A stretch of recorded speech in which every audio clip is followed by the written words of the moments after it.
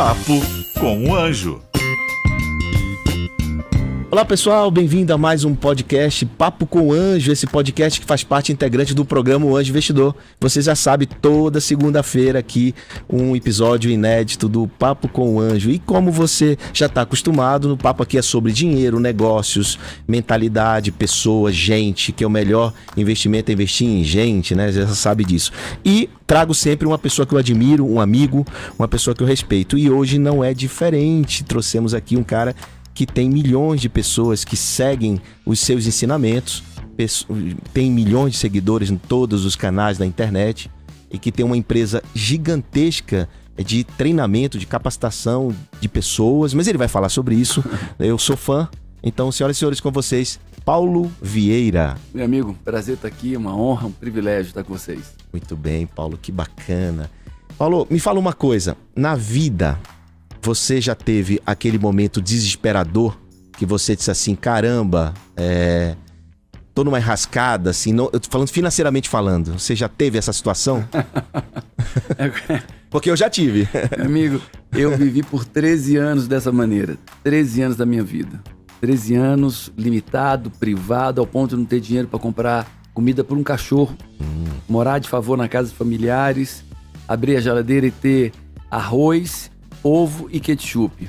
Uau. Isso foi com quantos anos? Foi até dos 17 aos 30 anos. Dos 17 aos 30 anos nessa batalha, nessa luta. Nessa luta. Não é muito diferente de muitas pessoas que estão nos assistindo, inclusive, né? E as pessoas ficam meio que sem esperança, né? E aí você teve essa visão de futuro, porque você é um cara de futuro, você é um cara que tem uma visão incrível, né? Eu acho que falta para muitos empreendedores, e aqui nossa audiência são de investidores, empresários e empreendedores, falta muito essa visão de futuro. E foi isso que mudou tua vida? Não, você falou que as pessoas são um grande ativo, né? Eu mudei a minha mente. Eu mudei, acho que eu sofri tanto. O sofrimento ele vem para que nós mudemos. Quem não muda continua sofrendo. E eu, por 13 anos, não mudei, por 13 anos continuei sofrendo. E quando eu entendi que eu precisava mudar, que o problema estava em mim, não no mundo ao meu redor, porque eu culpava o mundo, eu achava que o mundo estava errado, que tudo estava errado e eu estava certo. E se o mundo está errado, quem tem que mudar é o mundo. Mas quando eu descobri que eu que tinha que mudar, eu saí numa jornada desesperada atrás das minhas mudanças, né? E foi tão desesperada que eu tive um primeiro enlace de mudanças, e aí foram fortes. E um ano depois, quando eu descobri que eu era o único responsável pelos meus problemas, eu já tinha apartamento quitado, eu tinha carros, eu tinha uma noiva que é minha esposa há 20 anos, e uma vida diferente. Mas foi quando eu entendi que eu que tinha que mudar. E essa mudança mudou os teus negócios também, tua visão sobre business, sobre negócios? Olha, foram 13 anos eu no mundo do business fracassando. Tá. Eu fracassei por 13 anos. Mas só para as pessoas entenderem que tá com o seu negócio lá, insistindo, né? Porque insistência é cometer o mesmo erro, né? Então você passa a persistir, cometer erros novos. E aí como foi essa virada? Foi importante essa mensagem de transformação de negócio, né? Porque você estava errando, de repente você começa a acertar em um negócio. Qual foi essa virada? A primeira virada foi entender que eu que tinha que mudar. Certo. Ok, eu tenho que mudar. Então, a partir daí, eu busquei mudança. Eu busquei mudanças em dois aspectos. Um na estrutura e na inteligência emocional e outra no conhecimento técnico. Eu passei a devorar livros, eu passei a devorar cursos, eu passei a fazer o que eu podia pagar, eu passei a fazer. Os treinamentos que eu podia pagar. Não foi bem em negócio, foi em você mesmo. Nos dois. Na educação. Um na educação emocional, inteligência emocional, certo. E outro na área de business, entender de números, entender de gestão, entender de pessoas, entender de negócio, entender de marketing. E eu mergulhei muito forte nessas duas áreas. E aí você teve, qual foi o negócio que você tinha já quando você ampliou essa tua área, esse teu conhecimento? Eu não tinha nada, eu tava quebrado. Tá. Eu tava quebrado, de repente eu tava quebrado, morando de favor na casa de familiares, minha primeira esposa me deixou. É difícil a vida sem dinheiro, amigo. É muito difícil. E não culpo. E não culpo ela absolutamente. E aí eu vivi na área de vendas. Eu entendi um pouco de vendas. Não vou dizer que entendia muito. Se eu entendesse, eu tinha tido sucesso. Mas eu mergulhei de tal modo no mundo das vendas. E estudei, juntei com o que eu sabia. E vi todos os meus erros. Porque eu digo assim, eu sou extraordinário. Porque ninguém sabe o que é tão errado quanto eu. Porque eu errei tudo que alguém podia errar. Por 13 anos eu cometi todos os erros que alguém podia errar. E eu entendo os erros que eu cometi. Certo. E depois, agora é ir pro acerto. E aí eu entendi todos os acertos, estudei. E aí eu montei uma empresa de treinamento na área de vendas, gestão comercial. E ali então minha vida... Foi essa empresa de vendas, de treinamento, foi que a pioneira, você começou assim, né? Aí foi a teu turnaround, tua virada. E aí depois consultoria na área de vendas, focado na área de vendas, desenvolvimento de pessoas, recrutamento de seleção para a área de vendas, treinamento para a área de vendas, gestão, técnicas. E esse é o teu background, né? Porque a gente vê a tua empresa, a Febracis, uma empresa gigantesca, você vai falar um pouco sobre ela, que é importante para quem está nos assistindo entender o contexto de gestão que você criou nos teus negócios. Mas esse background que você adquiriu sozinho, aprendendo, fazendo, né? É o que te dá esse respaldo todo hoje. Porque você é um treinador, mas você é um empresário. Isso. Você é um grande empresário, você é um grande gestor. Você tem vários negócios, claro, você tem um time enorme. Mas você é um grande gestor. Você não é só um cara que está ali em cima do palco falando sem fazer. Não. Você fala aquilo que faz, não é? Isso. Isso é muito importante. E é muito mais fácil ensinar dessa maneira. Hoje nós temos 1.300 funcionários aproximadamente. Olha aí, 1.300 funcionários. Empresas em 3 continentes. Nossas unidades estão em 3 continentes. América do Sul, Europa, África. Estamos expandindo agora para a América Latina. Hoje nossos cursos são traduzidos em inglês e espanhol. No último Método CIS tivemos 35 países no último Método CIS online. O CIS é um método que ele criou. Ele vai falar um pouco também sobre isso. É um método de inteligência emocional. Muito interessante. Eu já fiz. Quer dizer, não fiz completo, mas já fiz. A minha esposa, minha família inteira já fez, né? Você sabe disso, ele já faz. Lá em casa todo mundo gosta muito do que você fala, do que você ensina, do teu método. Mas aí o CIS veio quando? Quando é que veio essa modificação da área de vendas para desenvolvimento pessoal? Eu cheguei em 98, eu acho que eu sou o coach mais antigo do Brasil. Em 1998, eu fazia consultoria e treinamento na área de vendas, consultoria na área de vendas, gestão, e um cliente disse assim para mim: Paulo, eu quero que você faça coach comigo. 98. Em setembro para outubro, ele disse: coach? O que é coach? Eu nunca tinha falado. Coach é o que você já faz na minha empresa, eu quero que você faça comigo. E eu disse: caraca. Ele disse: me deu 1 semana, 2 semanas. E ele disse: tem um pessoal de coaching dos Estados Unidos que está em São Paulo. Você não vai lá ver isso? Aí ele me deu o papel e disse: eu vou. E vim aqui, era um curso de 3 dias só. Era um anglo-americano, e eu fiz o curso. Aqui em São Paulo? Aqui em São Paulo, 3 dias. Tinha uma literatura vasta, comprei toda a literatura em inglês, e meu inglês não é essas coisas todas, mas li inglês, João Santana. E li todos os livros, mergulhei, e desde então, em 98, eu comecei a fazer coaching. E aquilo deu um upgrade muito grande na minha vida, a ferramenta do coaching. E ali eu me apaixonei. Quando chegou em 2003, eu disse: eu não quero mais ser consultor, eu quero ser coach. 2003. E aí eu preparei uma transição até 2005, e aí eu fiz essa transição de consultor para coach. E tô eu aqui depois, quantos anos? 22 anos depois, sendo coach. O maior do Brasil. O maior do Brasil. Muito bem. Qual é a moeda mais valiosa hoje em dia? A moeda mais valiosa hoje em dia é a atenção. A atenção das pessoas é a coisa mais valiosa que tem. Eu sou o João Kepler, tenho 39 anos de empreendedorismo, de experiência prática, tenho 11 anos só fazendo investimento. Imagina tudo que eu tenho de experiência embarcada, te ensinando como começar um negócio do zero, como tirar sua ideia do papel, como fazer negócio no mundo digital, como aproveitar tudo isso a seu favor. Toda essa minha experiência, eu embarquei nesse curso Empreendedorismo 4.0. Aproveite a nossa experiência, aproveite para aprender agora. E o que é um pitch? Pitch é uma apresentação. Eu queria te lembrar que o melhor dinheiro é o dinheiro do cliente. Você está desenvolvendo um negócio porque você acha que é um nicho milionário ou porque você acha que você é único, inédito? Cuidado. Desenvolva negócios que resolvam problemas específicos de um nicho específico.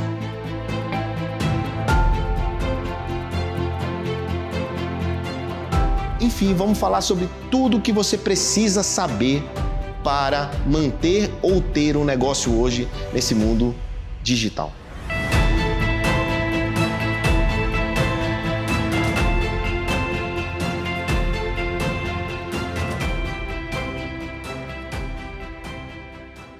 E o que que você pode destacar do método que você criou de mais importante e que você percebe o resultado no final, porque são 3 dias, né? Fala um pouco do método e o que você destaca como uma coisa assim, claro que é um conjunto, mas o que a pessoa sai de lá transformada, né? Sai.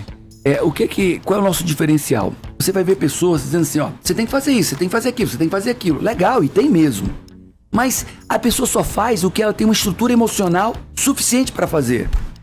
É a mesma coisa que você dizer assim, olha, você vai ter que subir esse morro. Tem pessoas que vão subir fácil aquele morro. Tem pessoas que não vão subir porque é muito alto, né? Então tem pessoas que estão preparadas emocionalmente, porque quem manda a nossa vida não é a razão. Se fosse a razão, ninguém fumaria. Se fosse a razão, ninguém comeria além da conta. Se fosse a razão que mandasse nas nossas vidas, ninguém beberia. Se fosse a razão que mandasse, ninguém iria espancar filho. Mas não é a razão que manda em ninguém, são as emoções. Então, uma estrutura racional inteligente é legal, mas tem que ser acompanhada de uma estrutura emocional inteligente. Que lhe faça fazer as coisas boas. Porque quem me faz agir não é a razão, é a emoção. Tá. E quando alguém faz o que é certo, é porque ele entende o que é certo e tem uma emoção suficientemente forte para fazer o que é certo. E os nossos cursos, eles fazem isso. Eles reprogramam as crenças. Crença de quem a pessoa é, crença do que ele é capaz, crença do que ela merece. E ainda, nós trabalhamos profundamente a inteligência emocional. Então eu torno apta a pessoa a fazer as coisas boas da vida. Eu torno apta a pessoa a tomar as decisões certas. A parar de fumar, a parar de beber, a pagar o preço pelo sucesso, a ser humilde e ouvir, porque business é a coisa mais fácil do mundo. Business você precisa de conceitos e de pessoas boas ao seu lado. E ouvir as pessoas boas. A minha mesa do meu escritório tem 17 lugares. Aí a pessoa, Paulo, não era para ter 2, 3? Pô, mas eu preciso de muita gente. Talvez seja pela minha incapacidade, mas eu preciso de muita gente. Então eu vou tomar uma decisão, 2, 3, 4, 5, 10 pessoas para tomar uma decisão importante. Você ouve todo mundo? Eu ouço todo mundo. Você acha bom ouvir todo mundo? Eu ouço todo mundo competente. Eu não ouço qualquer um. Ah, tá. Eu não ouço, absolutamente, eu não ouço qualquer um. A pessoa para me falar, ela tem que ser infinitamente melhor do que eu. Entendi. E você se junta de pessoas melhores do que você e não se incomoda com isso? Todo mundo que me cerca, naquilo que ele faz, ele é infinitamente melhor do que eu. Muito bom, muito bom. Tá vendo? Seja o mais burro da mesa. Sente sempre com pessoas melhores que você. Só traga para o seu lado competências complementares que te ajudem o teu negócio, a tua startup, a tua empresa a crescer. Né? Isso é muito importante. O que o Paulo está falando é importantíssimo. Veja, um cara estruturado está falando para vocês que é importante se juntar de gente muito boa e naquele negócio melhor do que ele. Mas completa aí o raciocínio que eu te interrompi em relação ao método CIS. Então, tá. O comportamento das pessoas, a parte humana, social. Quem manda no ser humano não é a razão, as pessoas têm que entender isso, é emoção. E de novo, um pai não espancaria um filho. Ele sabe que é errado. Quantas mães gritam com seus filhos, depois choram arrependidos, mas no dia seguinte volta a gritar de novo. Quantas pessoas não queriam beber e bebem e se arrependem? Então, quando nós entendermos, numa empresa, onde quer que seja, o que manda é a emoção, são as emoções. Eu tive na China, tive no Vale do Silício, tive na Índia.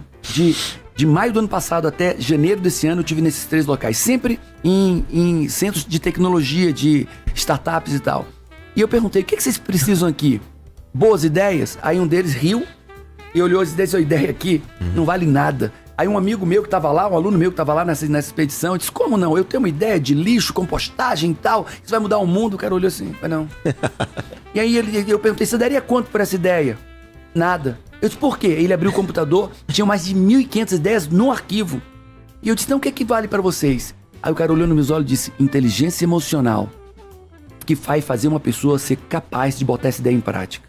Ideia não vale nada sem execução. E execução é estrutura emocional para liderar, para flexibilizar, para comandar, para ser empático, para ser ousado, para ser otimista. E o cara começou a falar de fundamentos da inteligência emocional. Ideia, sem quem execute, uma habilidade emocional de execução, não vai. A gente fala sempre, né, que nós investimos nas pessoas e não nos negócios, principalmente no estágio inicial, no early stage. E tá aí a justificativa, né? Tá aí, claro, ele passou em 3 centros grandes de tecnologia no mundo e a resposta é sempre a mesma. No estágio inicial, são as pessoas que fazem aquilo acontecer e vai entregar aquele resultado que foi sonhado ou prometido ou desenvolvido, planejado, né? Então, muito importante. O business, claro, tem que fazer sentido, tem que ser coerente. Mas tá cheio de ideia boa. Tá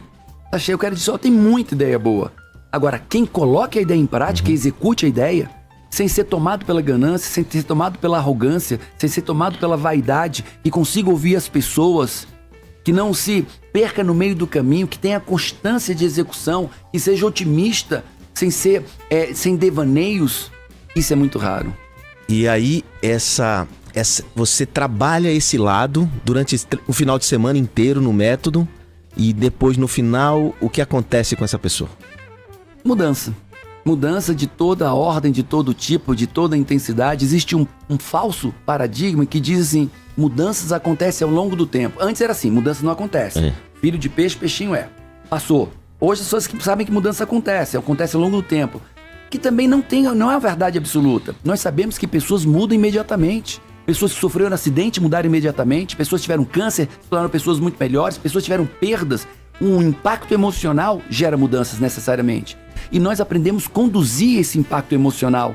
Uma estrutura emocional focada como um laboratório, num experimento que eu encaixo a emoção certa no momento certo, dentro de um processo também cognitivo, e a pessoa faz novas sinapses. Bem. E ela sai ali acreditando em quem ela é, acreditando na sua capacidade, se sentindo merecedor. Imagina um cara de startup que não acredite que ele é capaz. Imagina um cara que vai botar uma mega ideia em prática, que não acredita ter o valor próprio, ou que não se sente merecedor. Sempre vai acontecer autossabotagem, procrastinação, e aí vem uma série de questões. Você é um autor muito famoso, você tem várias obras, livros muito best-seller. Por 3 anos eu sou o autor que mais vende livros no Brasil. 3 anos. E qual é o livro mais vendido? Autoresponsabilidade? É quase empatado com o Poder da Ação. São 3 milhões e meio de livros. Uau! 3 milhões e meio de livros, olha que maravilha. Parabéns, Paulo. É muito orgulho isso, uma honra para qualquer escritor. Você sabe que eu sou um escritor pequenininho, né? Mas muita honra ter tantas pessoas impactadas. Porque a gente não vende livro para ganhar dinheiro, né? Não, a gente vende livro para impactar as pessoas, para dar a nossa palavra e a mais pessoas possíveis, né? E aí, vamos lá. Eu quero agora trazer um pouco para o mundo do investimento. O que você tem investido ultimamente? Olha, a gente precisa conversar muito, viu, amigo?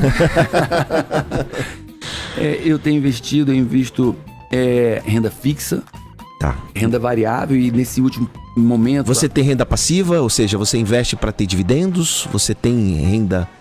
ou você trada, ou você compra e vende? Eu tenho tudo. Tem tudo. Eu tenho renda passiva, eu tenho imóveis que geram renda passiva relativamente boa, eu tenho o trader, eu tenho...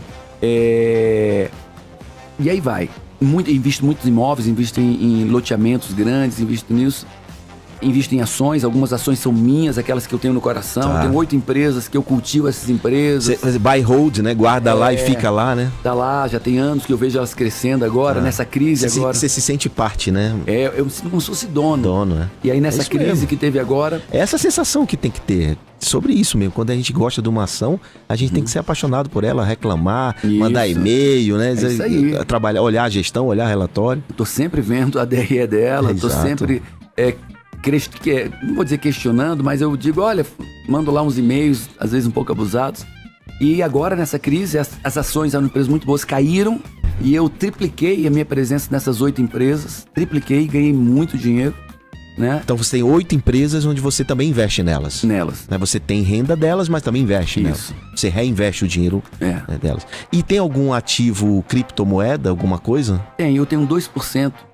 Não vou dizer que é 2%, eu devo ter 1,8% do meu patrimônio em criptomoeda. Cara, ele tem 2% em criptomoeda, é muita coisa. Muita coisa, parabéns. Eu digo sempre para quem quer investir em startups, não tenha mais do que 10% do teu patrimônio líquido em startups, né? Porque aí você diversifica, como você faz muito bem, você tá dando uma aula aqui de carteira de investimento, né? Muito diversificado. Mas, cara, e aonde é que você aporta essa cripto?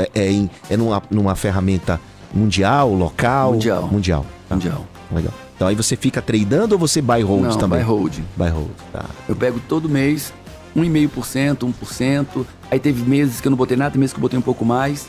E aí vou acompanhando. Principalmente Bitcoin, eu acredito. Muito bem, muito bem. Paulo, indo aqui pro final da nossa conversa, que maravilhosa, que aula interessante para quem está nos assistindo.